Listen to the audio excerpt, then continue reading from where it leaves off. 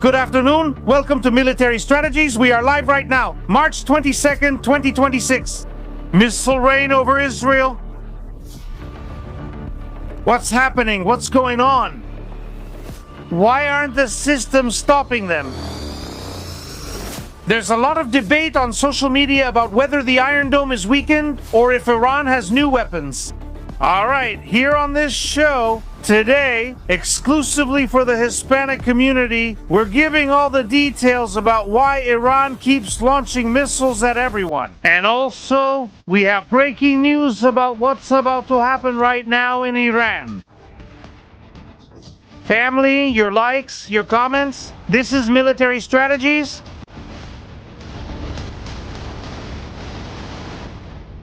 Let's begin.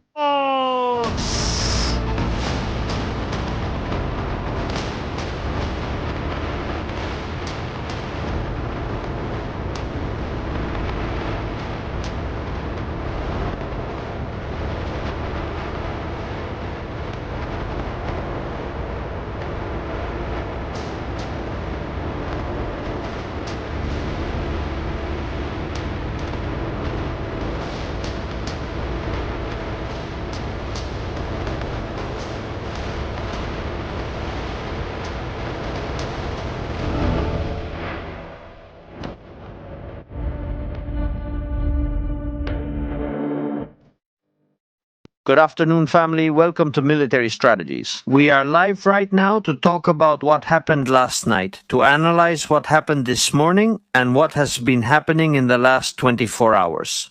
In Israel, the situation is not easy, and it must always be said, whenever it is, it's not easy. Yesterday and this morning, Israel was hit by missiles launched from Iran. The war began on February 28th, and we are seeing how yesterday something happened or had to happen.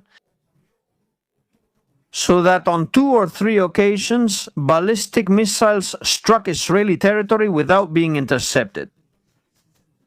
But also, that left us with a very high number of wounded, extremely high. We thought everything was over last night, but this morning here comes the kid. Missiles were also falling on central Israel.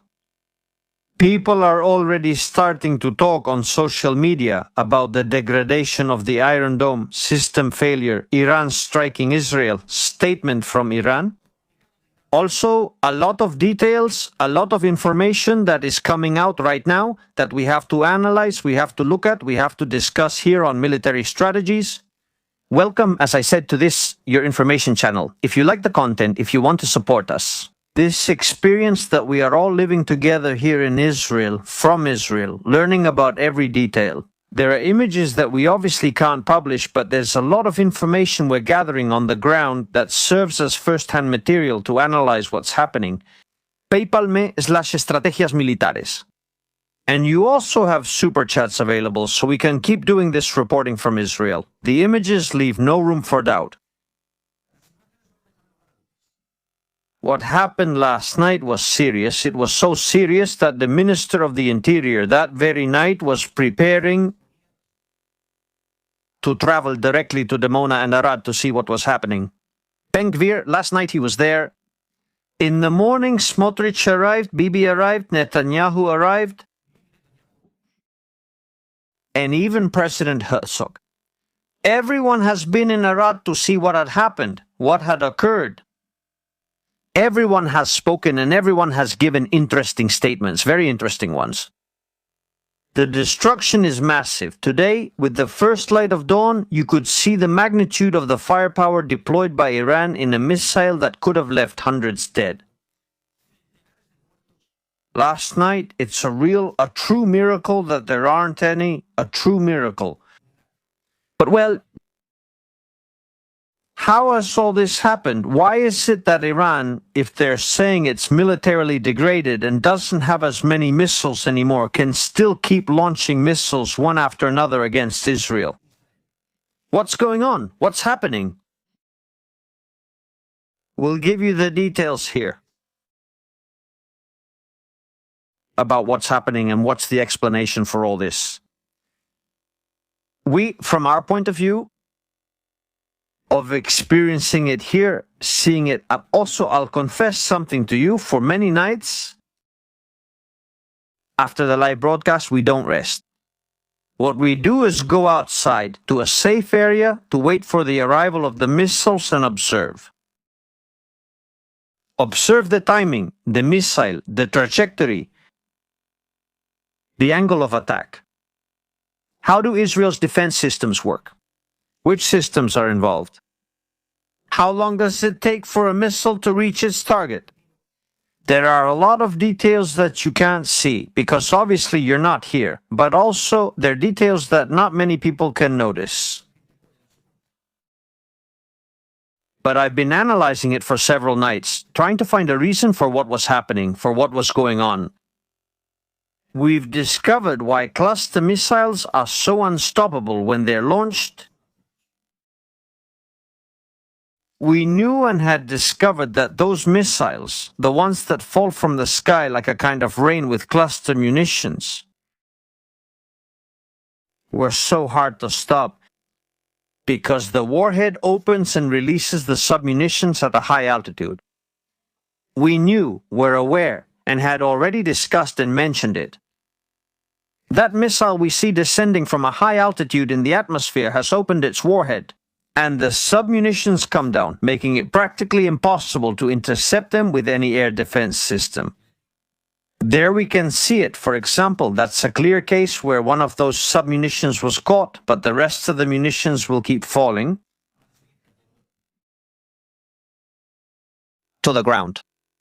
I'm not going to get into that debate. I'm not going to get into the debate about cluster missiles. Instead, I'm going to go look for the missiles. Those really are a serious problem and can destroy entire neighborhoods. Those missiles that we already know very well. The other day we saw images of how those who were going to sacrifice themselves, because after the launch of that missile, it was likely to be destroyed by an Israeli drone. The launcher, they fired different types of missiles. They have mentioned the Hura, Mashar, Segil, Defu, Kebar. An incredible catalog. Understanding each of the missiles is like studying for a university degree. Each one has its own characteristics, and each is used according to the conditions and objectives of the mission. Don't think that Iran fires randomly or launches missiles because it has no other option. They select the type of missile according to the profile of the place they want to attack, according to the objective.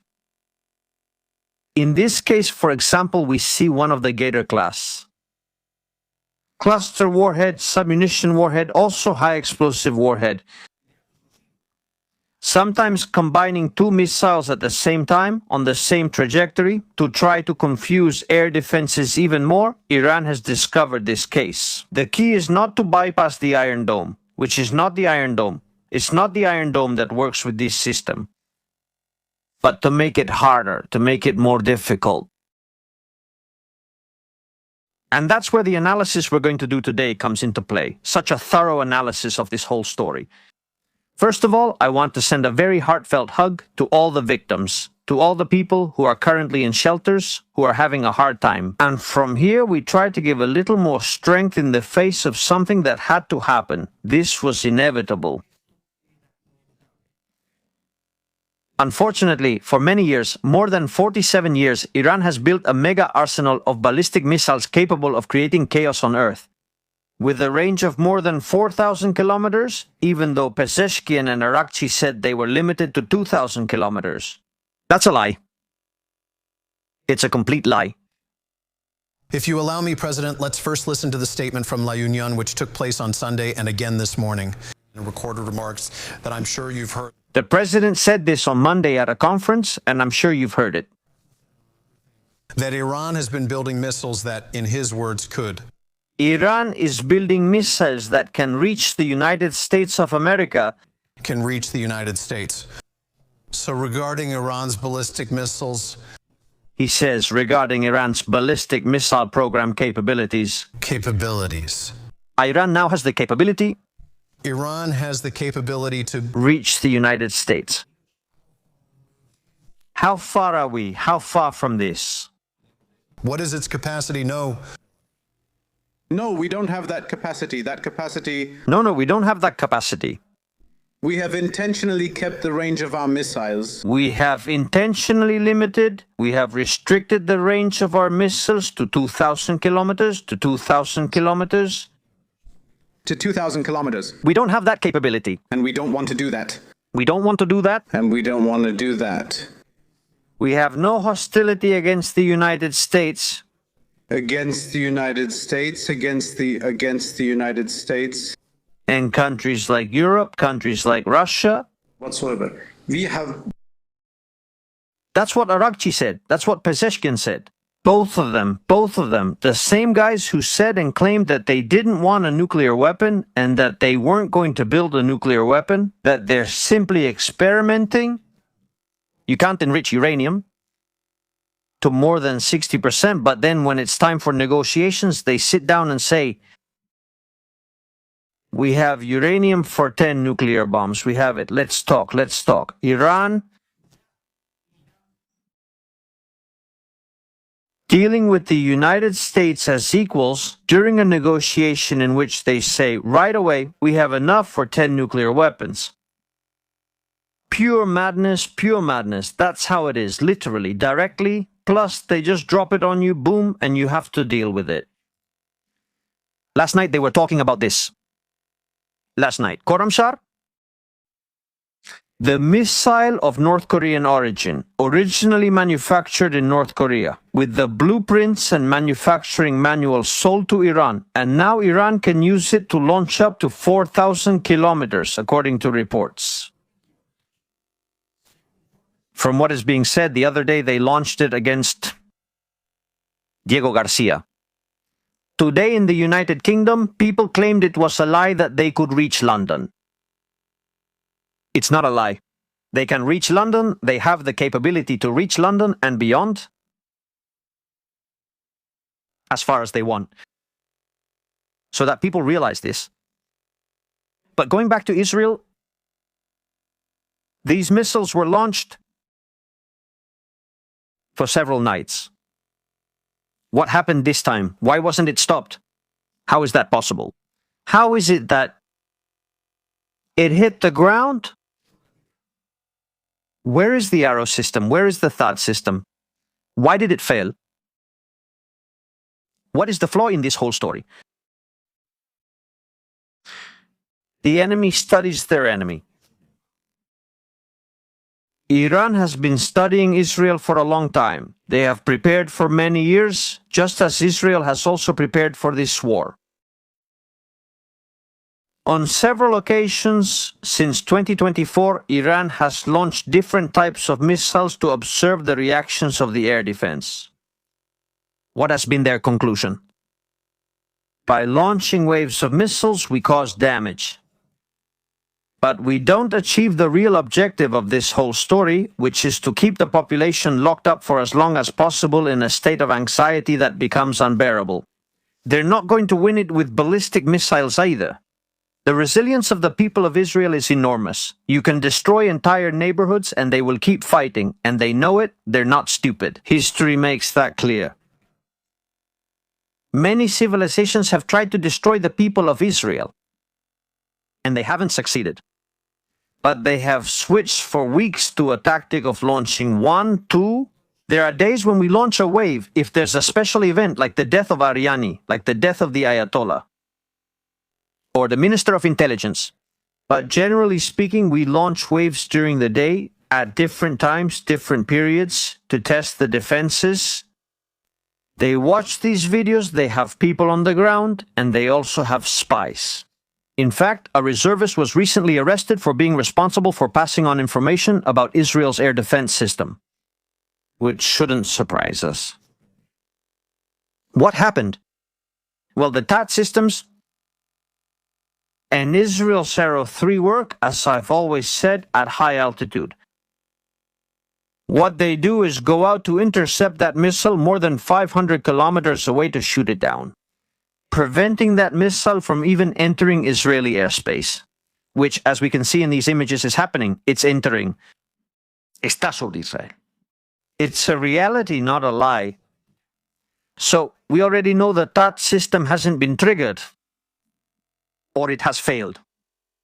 How does Iran make that possible? Is it that the missile can move, maneuver, and go around the planet and then come back and fall on Israel? No, it's not like that. What happens is that Iran, which now has an almost unlimited range capability with its missiles, has discovered that if it launches those missiles at a lower altitude in the angle of attack, because what this does is create a parabola, and the parabola goes lower than the operational range of the Arrow 3 system. And the THAAD system, el sistema, is not launched because there's no probability of a lock-on. These are systems that have to hit the missile to destroy it. There's no other way. The Iron Dome can't stop. On very few occasions it would have to be, as we've seen, miraculous occasions. But be careful.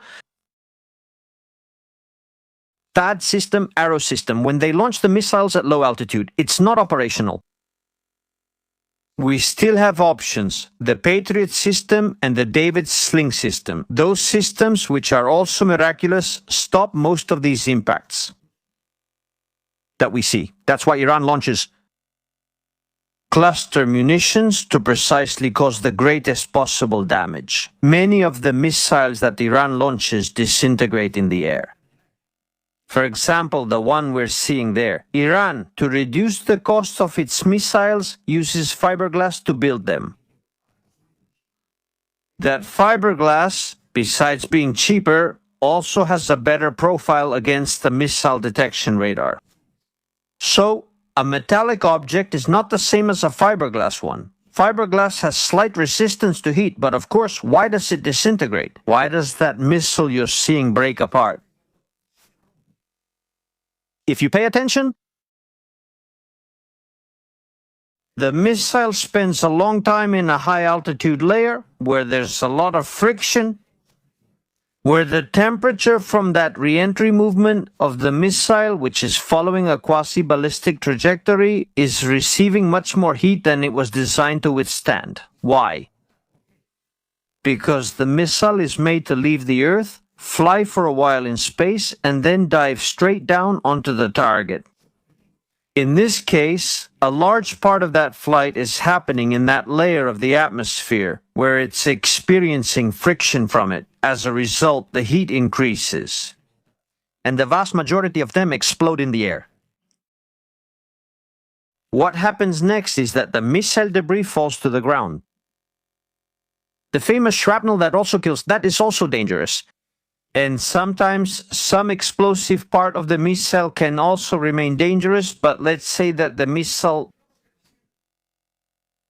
endures. This heat is already arriving very degraded, very damaged. What happens? What happens with this? That between the David Sling system and the Patriot system, most of the time the systems shoot down that missile. There is a percentage that doesn't. We've had 23 days of war. In these 23 days of war, there have been 4 direct hits with a ballistic missile carrying a high explosive warhead. I'm not including the cluster ones. That's a separate topic we've already discussed. What's happening? That during 23 days of war, out of all the missiles that have been launched, 300, even reaching up to 400 against Israel, only 3 high explosive ones have managed to hit Israel. The percentage is extremely low, very, very low. And we see the system, David's Sling above and the Iron Dome system below. Working? It's incredible. Seeing it work is incredible. But of course, these missiles are not infallible. But there's also another detail. The more Iran is fighting, the more it does, the more their missile stockpile is depleted. The batteries' missiles are running out. They need to be replaced, the radars need maintenance, and there's a whole impressive logistics operation behind it all.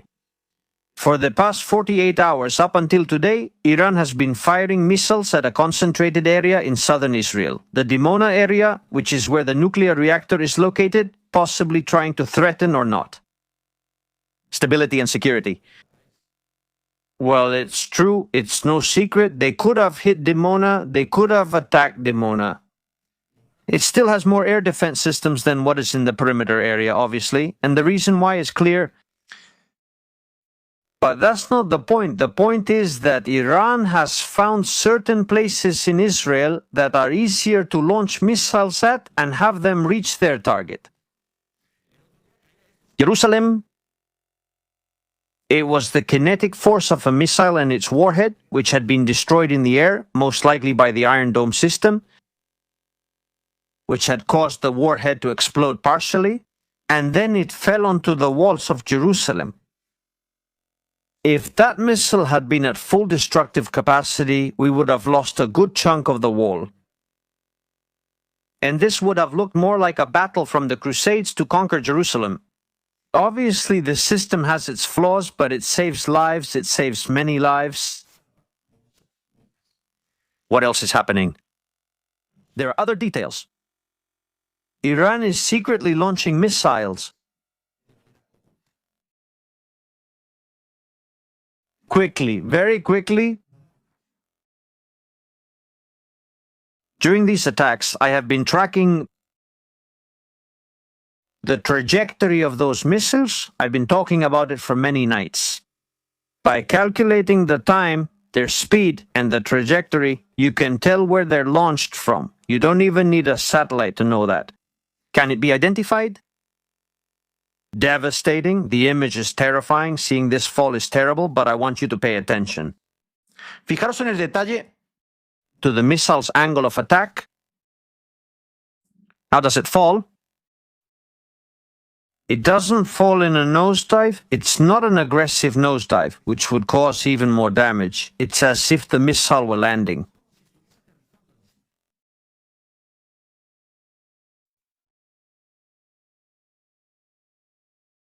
Sometimes there are steeper angles because the missile falls much more directly from above. What we were saying is that it falls at a lower attack angle because it's launched from a lower altitude.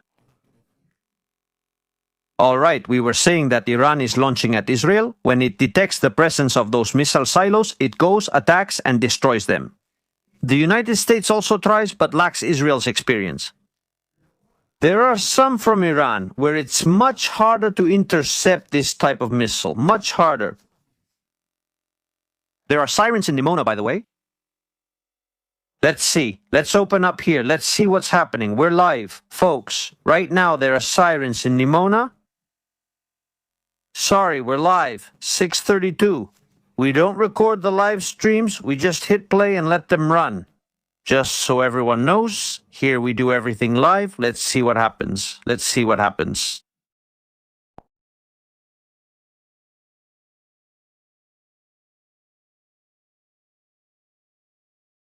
Nimona again, same place.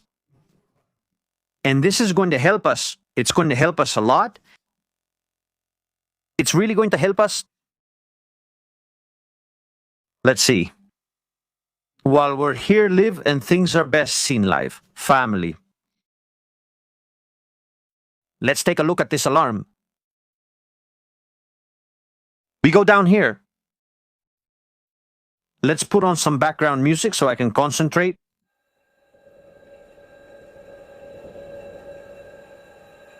And we'll see it. Let's see. Imagine a line. According to the alarm, what's appearing? A line that goes straight, and that we could start to zoom out. Imagine a line, right? We're going to see it now on the map.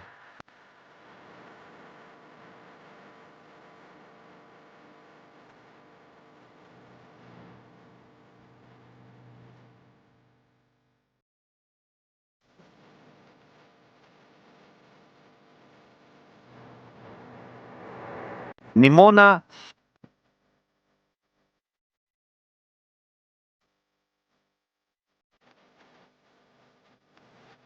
We know it passed through here.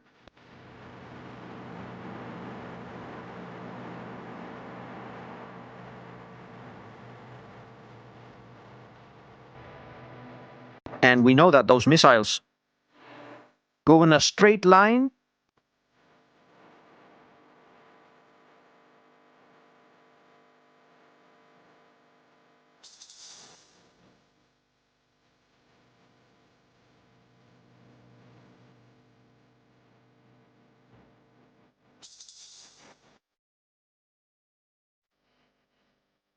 That missile possibly comes from the Tehran area. More alarms now in the north. Those are the topics we're going to talk about now. What's happening in the north? What's going on over there?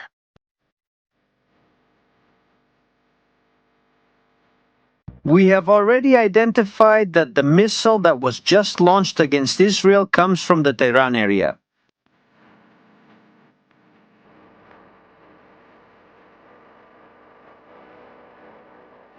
Initial information. In addition, we have video.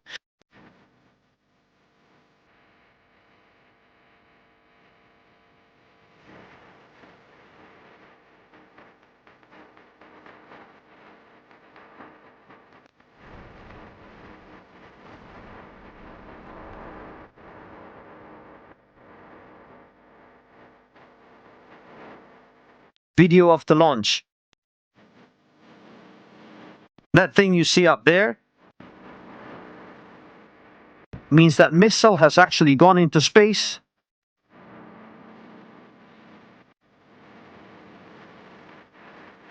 Could it be a Countermeasure, the missile heading toward Nimona? It could be. Let's return to the map and our discussion. We see in this case that the line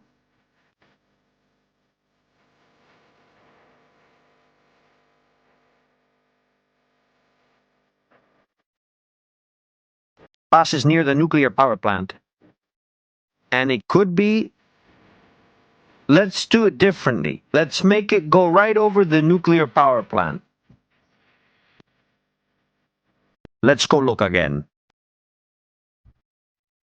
The approach towards Tehran, towards the area from where those missiles could be launched, we see it over here. Look again. We have another line. It could be the missile's trajectory, so we know that's still in the area. Missiles are being launched near Tehran. To make it easier to understand, to make it much easier to see, we're going to look at it in this image. The places from where Iran is launching. It's work. That has been done by a person who was thinking more or less the same thing I was thinking. It's not the map, but we could still do it. In red dots, we see the missile silos from where they usually don't launch because they've been destroyed. We see Humia, Tabriz, Kermasham, but we also see other missile silos that are being used to launch attacks. From the Tehran area, attacks are being launched against northern Israel.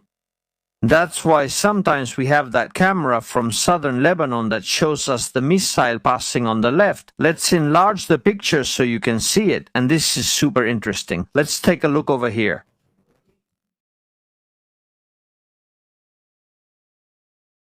There we see it. For example, missiles launched towards Dimona can also be launched from the south.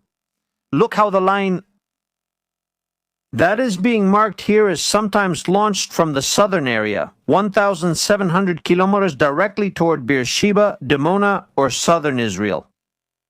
We also see how many missiles are launched from the Isfahan area, and that's because there, in Isfahan, there are different places from where missiles are launched. Look, in this video from March 1st. Isfahan.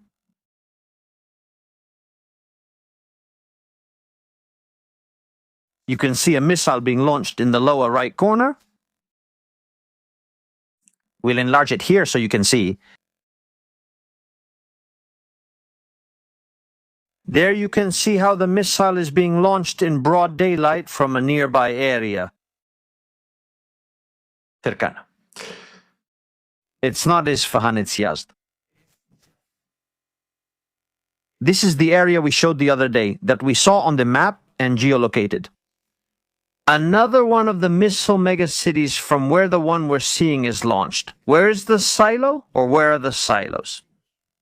Well, the silos are here. From these places, that's where the launchers come out and they fire from these sites. On the other side of the mountain, there's a facility that's hidden underground where there's a missile factory, and that's where they come out. Quickly, with the launcher, they raise the missile, it's already loaded with all the fuel, and the launch is done directly.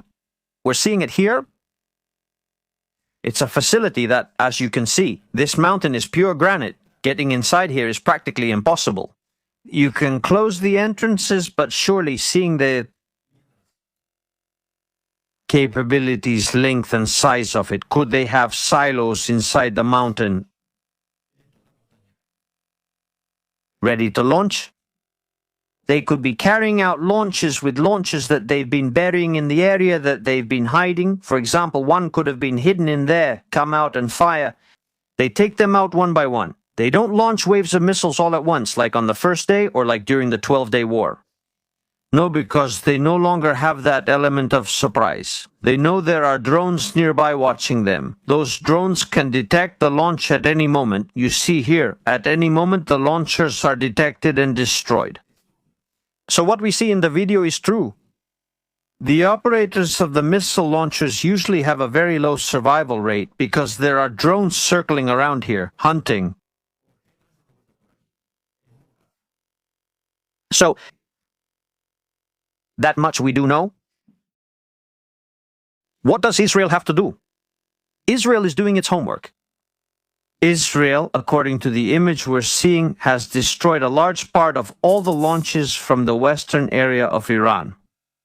Now there are launches left from the eastern area of Iran, central Iran, that need to be destroyed. And that takes time. It takes time because there are hundreds and hundreds of bunkers. You need hundreds and hundreds of munitions to destroy each one, to know where the launcher is or not. Not all of them have a missile launcher. I'm going to give you an example so you can see it pragmatically. In one of the largest missile cities, we have launches.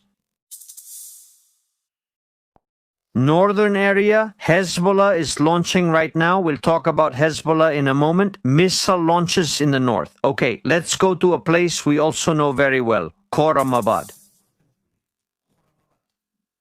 Let's give an interesting example here.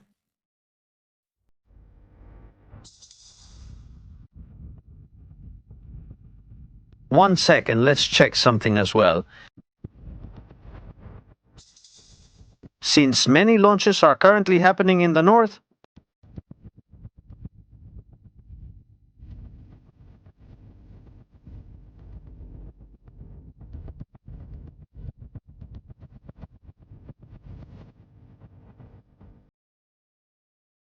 a lot of launches in the north.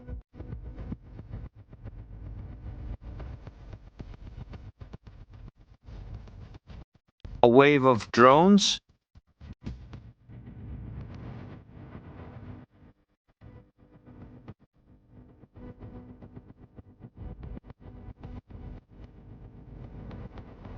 One second, family.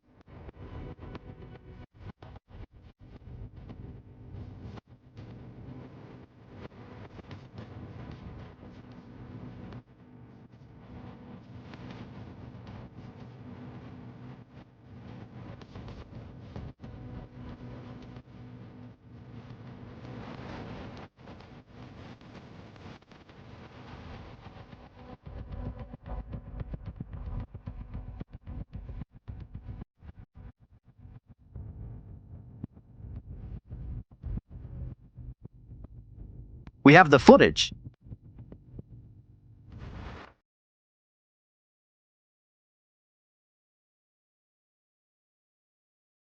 Tenemos las imágenes. Let's see it. Drone launch, and let's see how it was intercepted. 1 second. We are live. Let's try it. Let's switch to multicam. You know that we do this live as best as we can. Let's see. Camera number 9. Drone launch. Let's see what's happening over there.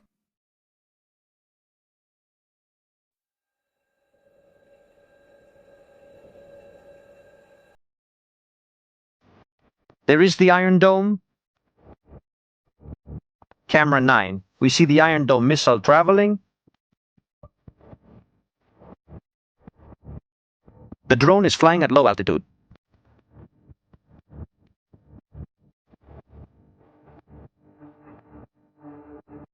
Explosion.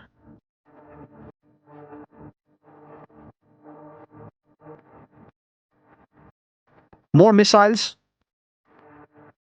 to intercept the drones.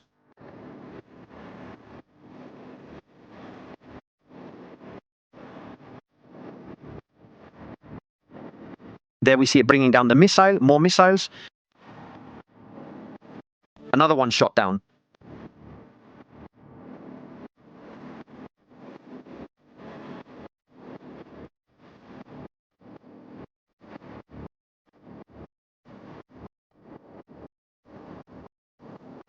For now, the system is working well. Let's get the multicam ready in case there are more attacks.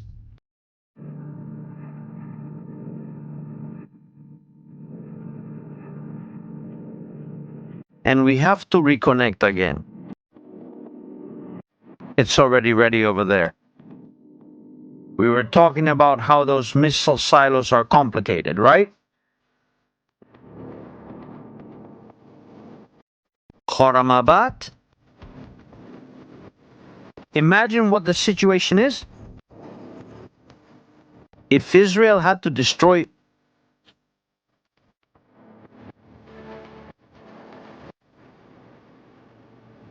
each one of these silos,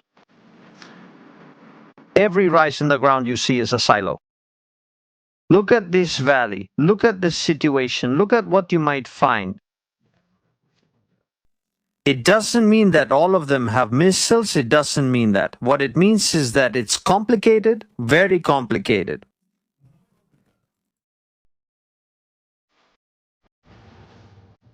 Look.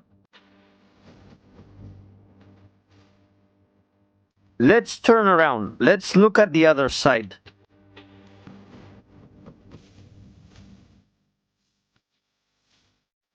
Look at the number of silos there are. Bunkers.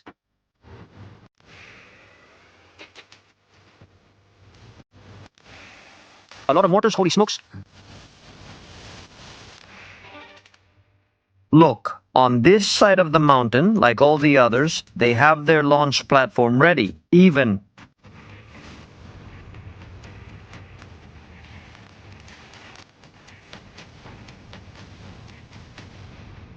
The Valley of the Missiles. Imagine if Israel had to go and bomb all of them. Imagine this scene all across Iran. Complicated, very complicated, extremely complicated. But something has to be done. Israel has indeed attacked and destroyed what we see here. The most dangerous thing? The biggest missiles are launched from inside here. You see these hatches? They open and missile 2 is launched. The launches go inside the mountain, loaded with their missiles and are protected inside. We see the tunnel entrances. All of this has already been destroyed, but there is still a large number of hidden missiles scattered throughout Iran. So they will keep firing, and each time they will try to aim much better.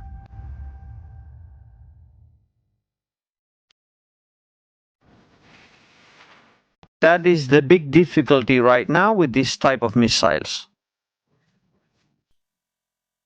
There are many facilities spread throughout the region, which obviously pose a challenge for the United States and for Israel. Despite that, the degradation is evident. If they had all the launchers and the capacity to launch all these missiles, obviously we would be talking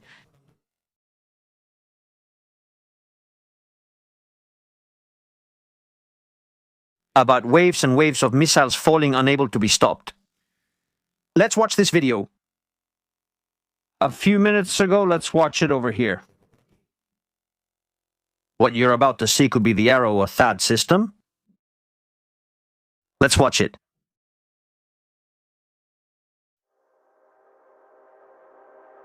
There it is.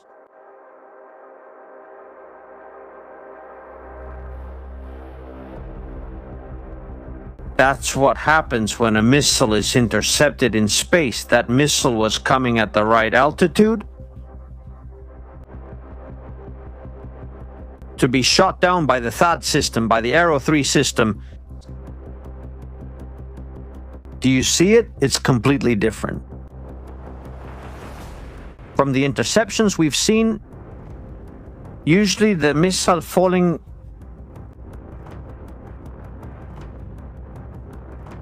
and hitting it is completely different from this.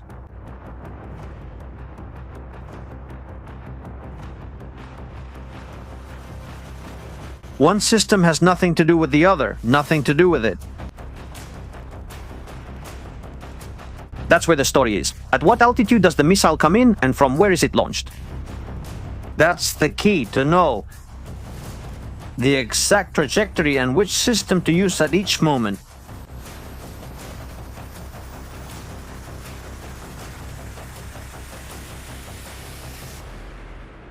By the way, Donald Trump has given an ultimatum. Last night he said they had 2 days, 48 hours to keep the Strait of Hormuz open. What's going to happen there? I would like to read your comments. What do you think is going to happen? Although later on we're going to do several shows. We've planned to do several shows tonight. To understand precisely that thing about the 48 hours, the ultimatum, what's going to happen, what's going to occur, if they're going to attack critical infrastructure or not. If the Middle East will be left without power, what's going to happen, what's going to occur? We're going to see all of that in a little while on military strategies. It's clear that deaths are occurring that are not wanted by Israel in any way. Bibi said that a house can be rebuilt, but a life cannot be rebuilt. When a life is lost, there's no going back, and it's impossible to rebuild it. What is going to... One of the most impressive images of the system, David's sling.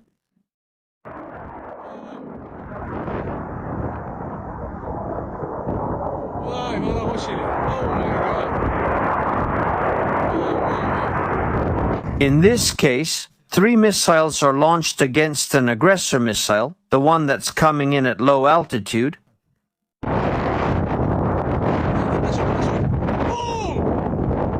Sorry, 4 missiles to intercept a threat. David's sling system. Look at the image.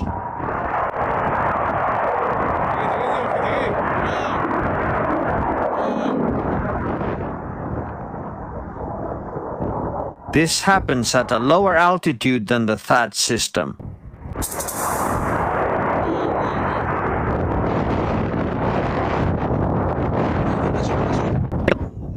See, in this case, yes, but they had to launch 4 missiles. The first 2, why did they miss? Well, this also has its mystery, a mystery that I'm going to reveal to you. And also, it's scary. The longer you wait to launch the interceptor missile, the more likely it is to intercept it. Again, waves of drones. Again, waves of drones in the north. Let's take a look. Let's watch. Once those interceptor missiles launch, we'll see it in a few seconds. I'm referring to what we're seeing. The longer you wait to launch, the more accuracy you have. These are last-minute interceptions. That's why what we're seeing here, the first two missiles that are launched and the two that go out don't have enough information and aren't launched in the same direction. They track the aggressor missile's heading. In fact, they try to turn, you see they're turning now because they've already received the information. But the booster no longer has enough power to take them to the desired trajectory of the incoming missile. However, these two missiles that are launched right after, there could even be a third one because there's another one, it's called a plume. The white line it leaves is the missile's plume. The third one that failed is the one that was launched first up there. These last two in the final minute. Do you see how they don't have to make a turn as wide as the one we're seeing there? They look like fighter jets. These have greater accuracy because they've received more precise information since the attacking missile is closer.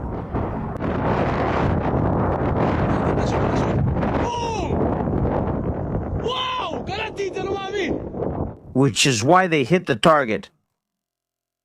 If all four had been launched at the same time at this moment, at the one we're seeing, if those four missiles had been launched at the same time, all four would have missed. Because at that moment, fire control operating system doesn't have all the exact calculations for the missile yet. The missile can change speed, it can maneuver a bit, but at that point the missile doesn't maneuver anymore. It's already flying in a straight line, in arrow mode. If you look at the missile's plume, you'll see variation. And we're going to open it here, which is exactly what I was saying last night. The missile has changed its course. You can see there how the trajectory has changed. And in this section here, it's already a completely straight line. So the missiles stay there, they stay there. There are no surprises. What happened the other night and what we saw here live last night and analyzed live for the whole community. By the way, everyone, are you enjoying the content? Leave your likes. It's super important. We only have 9,000 likes. There are 27,000 people. It's free to subscribe to the channel. We're already at 491,000. We need 9,000 more people to reach 500,000. No more and no less. No more and no less. 500,000. Who would have thought what we saw last night? This is not to excuse myself. But you can see how the missile makes a jump here. Look, it's there. It made a jump. And to evade the defense systems, they have some maneuverability. That's not a secret. It's known. It's known, right? If we look here, when the interceptor missile tries to do something, it's not necessary.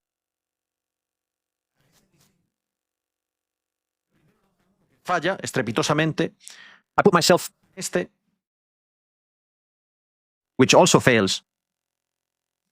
Because that one is also not from the David Sling system. That missile we're seeing explode there is from the Iron Dome system. It's not made for that. If it had been a missile from the David Sling system, it would have hit directly and it wouldn't have happened. What happened? The missile that was launched at it was from the TAT system. It failed, so the other systems weren't ready, they weren't active. There should be an investigation there to find out what happened. The Iron Dome activated in automatic mode, but it was already too late.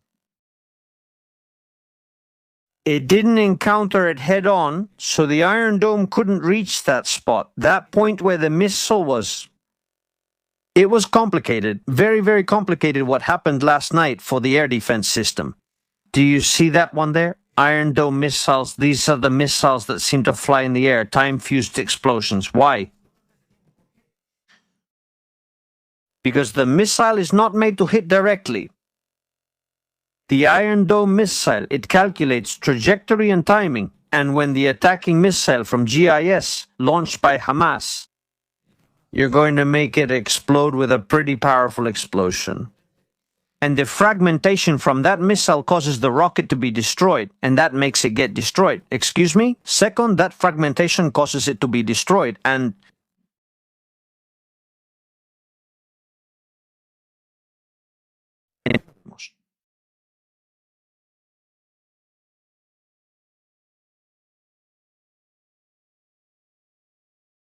if the Iron Dome had continued on that trajectory, yes, it would have hit it, but it's not designed for that.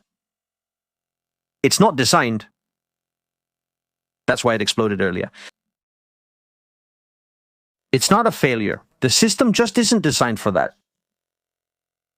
Anyway, there's an ongoing investigation and things are being looked into. The damage from today, well, here we can see it. Thank you. Cluster munitions again. We've discussed this often and said there's little that can be done.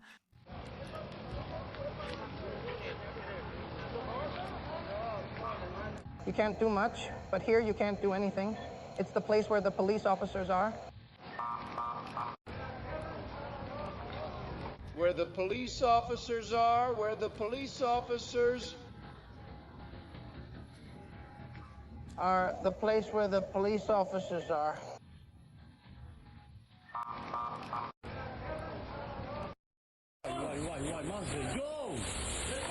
This is very dangerous. People are saying, if anyone is there, come out. They've already been seen. They've already been seen. And the fire is nearing a car. Thank you. Darul. He says, let's go. The car might explode. Let's go. Darul.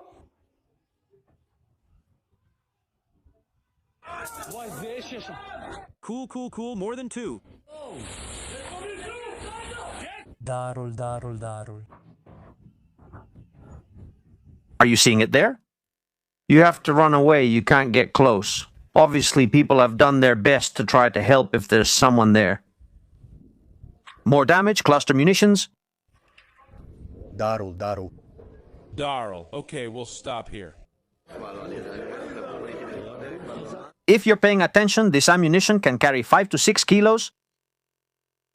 It causes damage to the upper part of the building. The lower part is stable, meaning even the glass hasn't broken. It's superficial damage. Obviously, the house is old. You can tell it's an old house. It wasn't designed to handle that attack. You can see that clearly. I mean, the area where it fell, you can tell it's not a good area. Lebanon.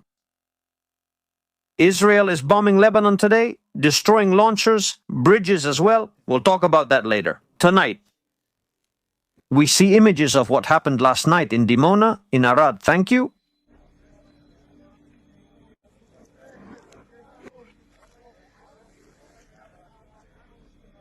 We continue seeing images. This is from today, in central Israel. A piece of shrapnel went through that window of that building. That's good. Very good. Very good. Good.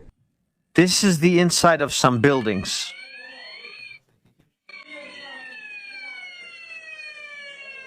Here it may have been hit by a cluster munition from the roof.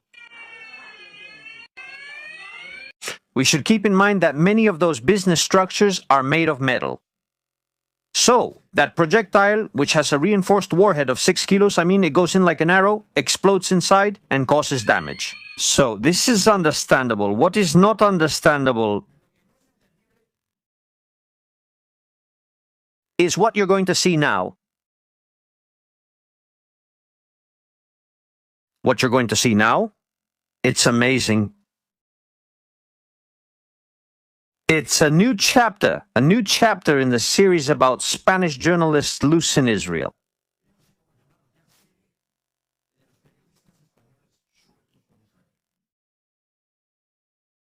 It's amazing. Not only amazing, it's incredible. Incredible. Today, Laura Chiclana went to Arad, the place that was destroyed last night. The place where Israel's emergency services saved more than 100 lives last night and got them to the hospital before they died. An incredible job by the emergency teams, work done under very difficult weather conditions. Last night, where an entire neighborhood was devastated. Well, Laura Chiclana went to Arad from Haifa today. The last time we saw her, she was in Haifa. Now she's in the south. Laura Chiclana, journalist, special correspondent for 4 Spanish networks. Didn't she have anything better to do or a better video to provide to the Spanish public than what you're about to see now? With the building destroyed by the Iranian missile, with the neighborhood in ruins and more than 100 victims on their hands, Laura Chiclana does it again. And while the war started by Israel and the United States keeps escalating, Jewish settlers are organizing to attack Palestinians in the West Bank. Last night, a series of coordinated attacks spread terror among Palestinian families as settlers threatened to burn them alive if they didn't leave. What happened, Laura? Laura Chiclana is here to discuss the purge. Now, in Judea and Samaria, there are purges at night, and settlers go out to chase Palestinians, a kind of purge. When the siren sounds, it's not the missile siren, it's the siren that means everyone has to be at home, because there are 24 hours to purge Palestinians. Pay attention to what Laura Chiclana is about to say, by the way. Laura Chiclana. The other day she didn't go to the Arab village, where 4 Palestinian women and a pregnant woman died. Laura Chiclana wasn't there, but today she has been in Arad. Setting up the background we see behind her to say what she's going to say. Tell us. Well, Marta, it has been a night of violence in the West Bank led by the settlers. They have attacked around 10 towns, including areas near Bethlehem, Ramallah, Jenin, and Hebron. They have set fire to both homes and a medical center, as well as several vehicles. They have also beaten several Palestinians and blocked roads. Israeli media report about 20 attacks, and Palestinian authorities are already reporting 12 injured, 6 of them from beatings, and another 3 with head injuries, after having stones thrown at them. Meanwhile, the problem in the West Bank remains in the background because of this war with Iran, but violence keeps increasing every day in the West Bank. And what about Dimona and Arad and the 100 dead? Well, sorry, the 100 injured, not dead, injured? Thank you for that. What happened, Laura? She has gone to Arad to tell us what happened in Judea and Samaria. I don't know if it happened or not, okay? I don't know, and if it did happen, I condemn it, okay? I'm very serious about this. If an incident like this has happened, where people have been persecuted, I condemn the threat to their physical safety. But Laura Chiclana is going to Arad, where the destroyed neighborhood is, where hundreds of families have had to flee from that neighborhood. She gives us this background, and it's really destructive. Live from Arad, Israel. Around 10 towns have been attacked with violence in the West Bank. Well, Marta, it's been a night of violence in the West Bank. A night of violence in the West Bank. I'll buy that. And what about what's behind you? What happened? Are you going to talk about it? Are you going to tell about it? Iran has launched a half-ton ballistic missile to blow up an entire neighborhood. Not carried out by the settlers, around 10 towns have been attacked, including areas near last night's events. Iran attacked more than 10 towns with missiles. Iran? I think she went there to see if there were shelters for 50,000 euros. Honestly, that's what I think. Honestly, I really think she went there to look for shelters for 50,000 euros. I can't think of any other explanation. I can't understand how a journalist goes to Arad, to Israel, to tell us that last night they were chasing Palestinians.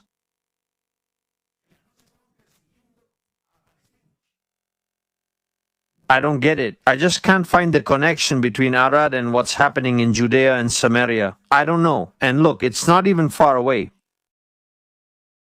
He could have gone, I don't know, to Anjanin, to Nablus, to Hebron. He could have gone to Ramallah to do the report. But he goes to where the missiles have fallen and says that the settlers were setting houses on fire. So that people, since some in Spain aren't very smart, think that the background behind the image of Laura Chiclana is what the settlers did last night. They don't even come out to clarify it. It's the images we see in the background. It's the incident last night when Iran launched ballistic missiles over southern Israel. That was enough. You didn't have to do more. You just had to say what was behind you. But nevertheless, Laura Chiclana ignores what's behind and talks to us about the persecution of Palestinians. With that background, I think it's evil. I'm serious. I think it's evil. No. I'm not going to say more because it's not my place. Here in Israel, I'm just like a tourist. No. Just witnessing what's happening. I think the press office should act. I think that after the first incident and now the second incident with Laura Chiclana, it's not about restricting their freedom of information and press, but about them doing their job, which is obviously not being done. If you go to Arad and put that background behind you to talk about a purge in Judea and Samaria, then you're completely choosing the wrong setting. First of all, it's also disrespectful to the victims here, but completely, totally. Well, Laura Chiclana, now that this week she's no longer in the headlines, people have calmed down with her a little bit. She's no longer trending, but she's back in the trending topics again with the second part. I guess next week, I don't know, whenever something happens. One of those bizarre stories, I don't know what it'll be about. Maybe it's during the war in Iran, does Israel cut off food in Gaza? Or something like that, which will come up again soon. You'll see. And she'll go, well, I don't know. Maybe she'll go to a place where a missile has fallen. Or they've blown up a house, a car, a hospital, a school. He'll claim Israel is blocking food from entering Gaza. That's the profile, family. With this, I'm done. I had to say it, I had to tell it. As a news consumer myself, it doesn't seem logical to me either. And I think it can be done much better. See you in the next show here on Military Strategies. Un saludo. Muchas gracias por estar con nosotros.